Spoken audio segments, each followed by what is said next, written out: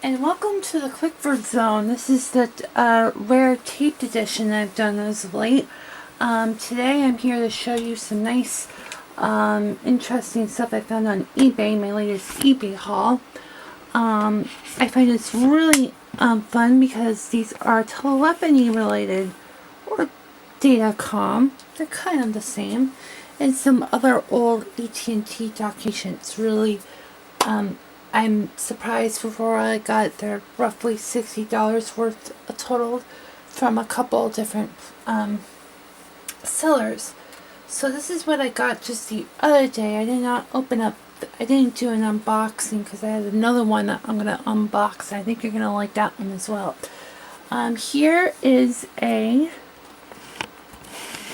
I think we got a little white balance problem here. This is the Data Services Reference Handbook. And there's 5 different volumes. I only got the first 4 because I was the only one available. And they're basically like Bell System Practices. Basically the manual for being for the Bell System people. It's not necessarily for resellers and stuff like that.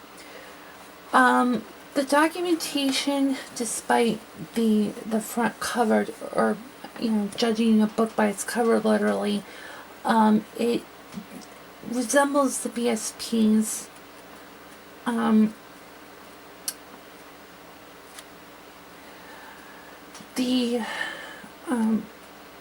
documentation itself is pretty, or the style, the format is probably about 40 years old at the time. They had the same look for a number of years. The phone man, giving you the read, and stuff like that. I'll write about the BSPs at a later point. These are several hundred pages thick. And they're a collection of miniature documentations. So they average about 20 to 30 pages.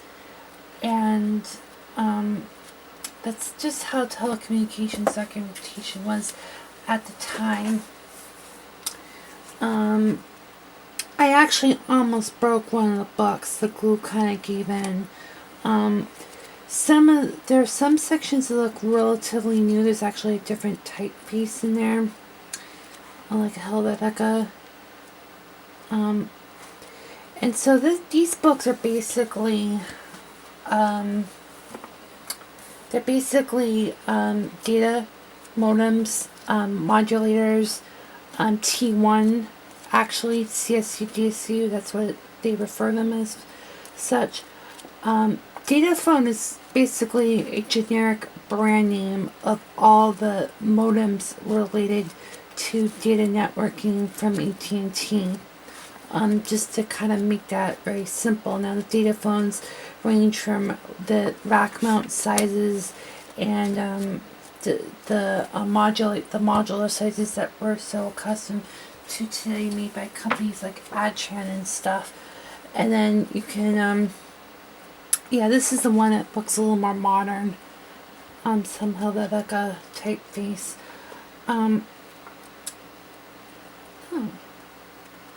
Electronics. Oh, that's probably why. It was probably from another vendor. But these are really awesome. Just having this kind of information. The disappointing thing is that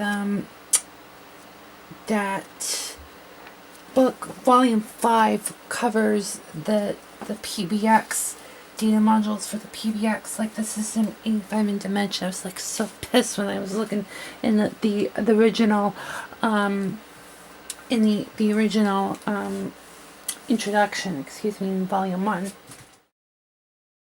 I is the Dimension 2000 PBX Administration and Maintenance Manual. This is a big deal. You can't find these things on the internet. I mentioned it on my own site that the Dimension was one of the first electronic PBXs, the only one that was marketed by Bell System, i.e. the phone company. And so a lot of this information was proprietary within phone company because they were the ones that managed it. The documentation is from February 1980. These are pretty standard fare for manuals, actually. 2-column, some of them were in landscape format and stuff like that. And so, as I probably posted a couple of weeks ago or months ago, a lot of the programming of such phone systems was really a royal pain in the rear end. I'll get to it momentarily if I can find the page.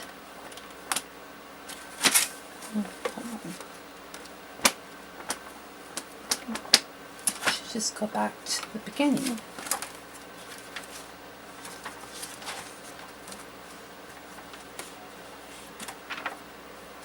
And I'm trying to be very gentle with the older documentations. I don't want to ruin it. Okay, here we go. That's where I need to go. So essentially, I'm just going to take this off the tripod. Essentially, what you see here is a small little console that was near the PBX, near the dimension. There was, I believe, 400, 800, 2,000. I think the max was 3,000 ports on these things. So this little device, you had about 24 button caps that you could program to do features, and then you had your dial pad, and then you had a flip chart to kind of like, this would be the equivalent to hitting F5 or F6 on your modern Avaya PBX, where it would tell you what type of answer to respond. It wouldn't give you full help. So you would have to read through the whole documentation to basically tell the thing what to do. So basically what you're doing is flipping switches and punching in different codes to get to a different command, to get to a different functionality. And then you had a couple lights indicating to you on if the process is, it's hard to explain, and I'm kind of glad that we moved away from it to terminal-based administration and now probably web-based administration, because these flip charts and very simple keypads, if you're doing this, if you're deploying one of these bad boys, I could not imagine the pain until they created that Unix box in the 80s where it automated the process. It wasn't like there was much improvement. It just sent in the commands automatically. But it is in its original binding, which is so awesome. And there's a feedback card here. It's not been touched, and this is dimension 2000. I kind of blinked out when I was just talking a little bit ago, and you can tell this is developed in Denver, Colorado. I don't even think the Denver office is even there as much anymore for Avaya, but that was where a lot of the major the larger phone systems were developed and produced out of. So that